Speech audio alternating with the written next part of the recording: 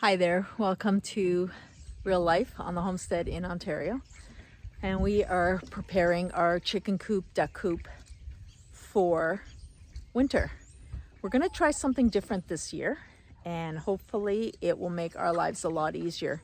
It's hard to keep the animals watered and fed when it's minus 40. So we are trying to house everybody together.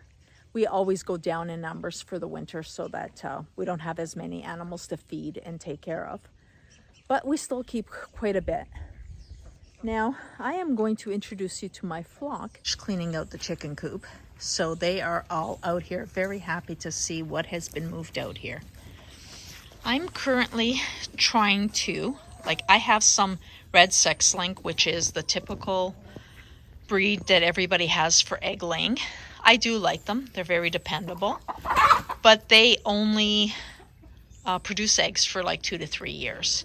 So that's not the best scenario.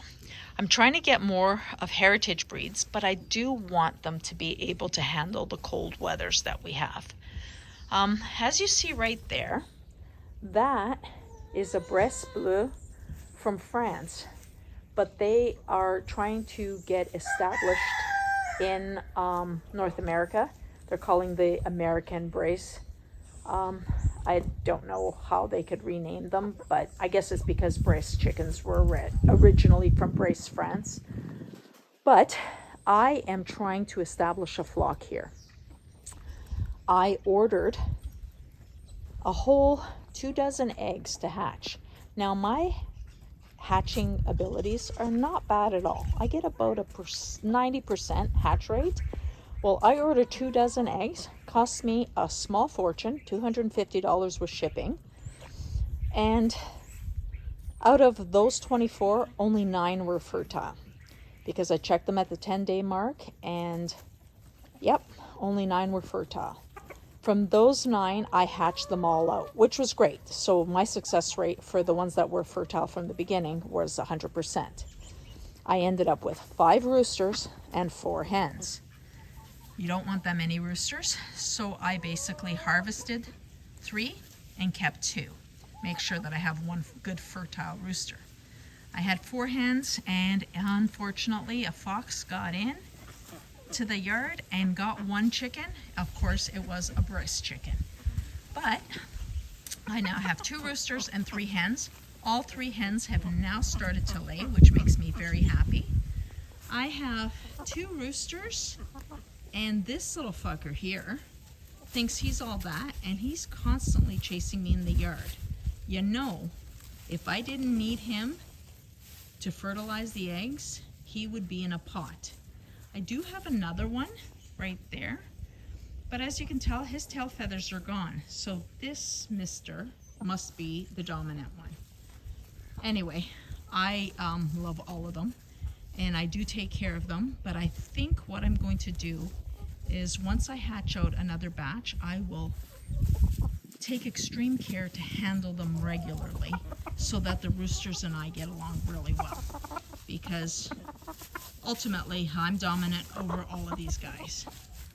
I also have some Old English and some Americana, but they're crossed. These ones here was a little experiment. I actually took an Americana rooster that I had and crossbred it with a red sex link. My Americanas, red sex link cross, and Old English have not started to lay. They were all hatched at the same time. Coop is just been cleaned out. I scraped it right down to the ground. And our space is about 12 by 16, but I can't remember, so I can't be honest about that. Well, hello, what were you doing in here? So I created a natural wood perch for them because I want them to feel as natural as possible. I don't use 2x4s as perches. And the hens all perch here at night. They all stick together on the top 2 roosts in the corner. And the ducks actually will be on the ground. They like to go underneath the laying buckets and in the corners. What I do for laying buckets is I just take wine pails and I put them here between 2x6s, and they are sturdy, so they're safe when they go in there. What I like about this is I can take these off and power wash them and disinfect them without any issue. I put shavings in there for the hens to lay. It's a nice dark spot.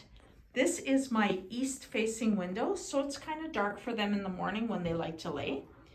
And I do have a west facing window. Now, both those windows I can open up for cross ventilation, which is huge. I didn't show you this as I walked in, but welcome to Cluckingham Palace. We got a chandelier. If you look up here, I do not have insulation. This was a repurposed building, which was full of insulation up there. We tore it apart, but we leave that for ventilation so that the hot air and humidity can get out. That is what hurts chickens in the winter and gives them frostbite. Thought I'd just sit down for a little while and chat with you about what I do in here. Like I said, I let the ventilation out so that any moisture escapes. That is how chickens get frostbite, is moisture that doesn't escape. They can handle the cold. I find that the ducks, I keep usually 12 to 15 ducks and anywhere from 12 to 18 chickens for the winter. I do that so that they just have body heat in here. I open the door every morning and they choose to go out if they want to, and they stay in if they want to. They can always shelter out of snow, rain. Oh, here comes that little fucker. Look at him. On the prowl. He's always after me. I swear. If I didn't need him, he'd be gone. But anyway, what I do to insulate this is just basically straw. Straw, shavings on the ground, and straw on the floor. And I do the deep litter method where I just keep adding clean straw so they always have a clean place to be. But in spring, this is about 1.5 to 2 feet deep of straw and manure. And that manure is fantastic for the garden. I have to rehold my phone here. The difference for me, I wanted to remember to tell you this. Difference for me this year is this wall here. I'm seeing if I can get far enough so that we can talk and you can see. So that wall there, I'm thinking of hanging 3 of my rabbit cages, 2 does and a buck, on the wall. The droppings will fall to the ground, and that will be a treat for the chickens. It's actually good for them. All they're eating is hay and pellets, so their droppings are pure and just fine. Can you be quiet while I'm having a conversation here? Thanks. I know that they've all already laid because I've collected their eggs, so I'm not interfering with their laying. So what I'm going to do is I'm going to just set up the tripod so you can see how I prepare the ground, well, the floor, not the ground, the floor and the laying buckets for my hens. I guess I didn't think about this earlier, but I could have actually set up the tripod and made my life a lot easier. Now, you know how I am about repurposing and getting things at the best deal possible? Well, here's another example of what I do.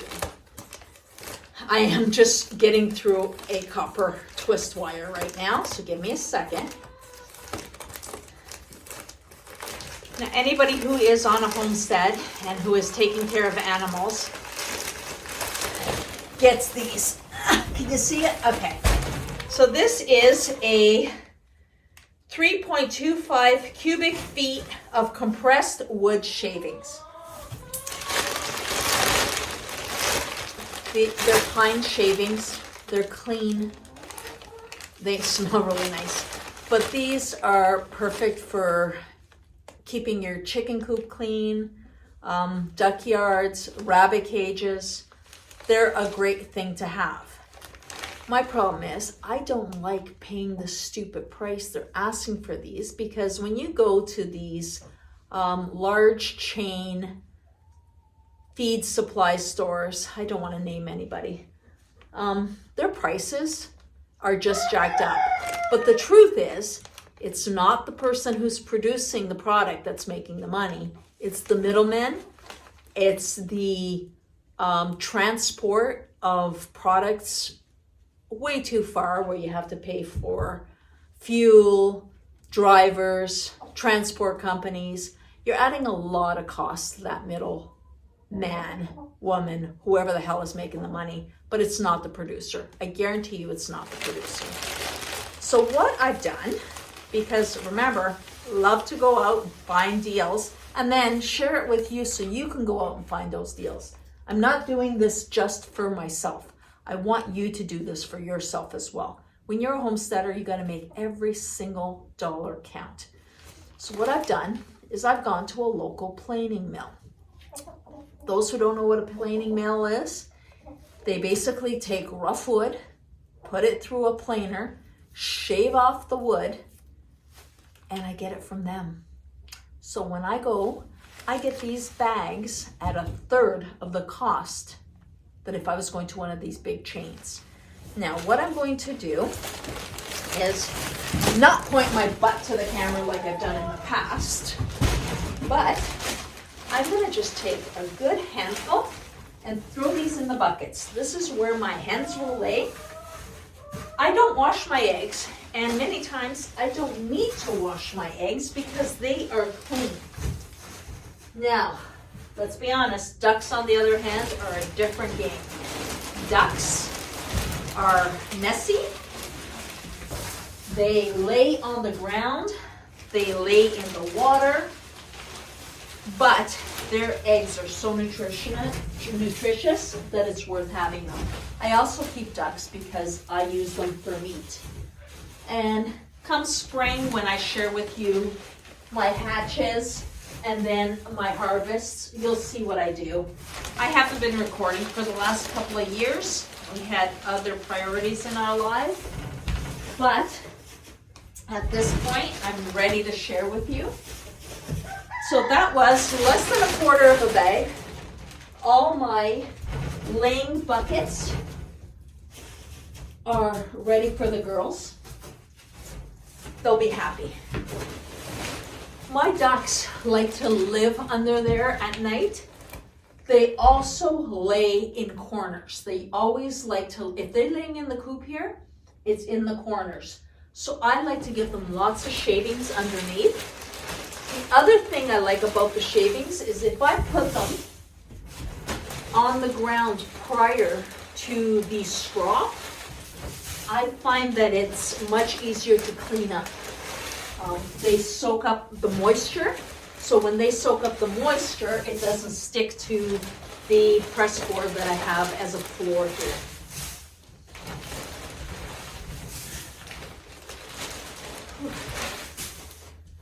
Now, can you see under the roost? Yes, you can. So I put a bunch of these shavings under the roost, and the purpose is, like I said, it's so that the moisture is absorbed.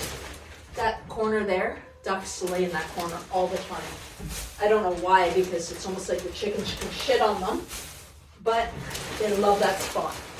So I'm giving them lots of fresh shavings so that they can lay, as well as under the roost. When the hens drop everything, it will get absorbed and it won't be as clumpy. Now, you do know that chickens mostly poop in their sleep, so this is always a big pile that I have to watch for, because I don't want them breathing the ammonia.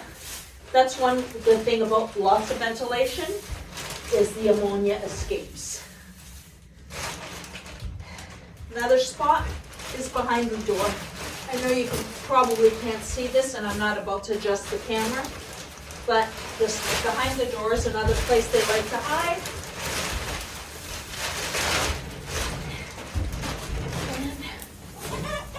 And the rest is easy. Dump and spread. These bags, unfortunately, we cannot use them at our dump because our dump is a clear bag facility. You're only allowed to drop off garbage, and we get a dump card every year. So we're only allowed so many bags of garbage per year, and we are not allowed to use anything that isn't clear. But I do take these bags and I repurpose them. Either I use them to store stuff, I actually use them as covers in the garden bed if I want to kill off weeds, because put a plastic bag on there and it will create heat and kill the weeds underneath. So nothing goes in the garbage. We don't need these in landfills. Definitely don't want to bury it on my property. So I will repurpose this as much as I can. I'm going to continue to spread the shavings and then straw on top of that. And I'll actually show you as we set up the rabbits in here so you can see my train of thought. The reason I'm doing it this year is I was walking to the barn to feed rabbits and water rabbits every day. It's a hill, so it's a little dangerous that way, but it's a lot of caring because we don't have running water down there. So I'm thinking, learn from our mistakes and make life as much as easy as possible. I harvested all the rabbits except my breeders. So two does and a buck is what I'm keeping over the winter. I'm gonna keep them in here.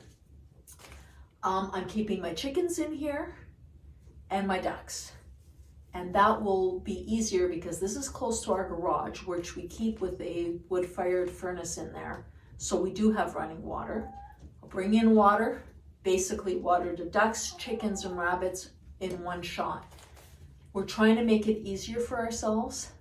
My travel business is picking up again after the COVID fiasco. So I want to be able to work on that a little bit in the winter for extra money. And that's the plan. I will show you the rabbits in here later on, probably in a different video about our rabbits. But if you're enjoying this content, again, I ask you to subscribe, like, share with your friends. Comment on if there's something that I'm doing that you'd like more information on, or your suggestions. I'm open to people's knowledge. It's all about sharing. I share with you, you share with me. We work together as a community. It will be a better place.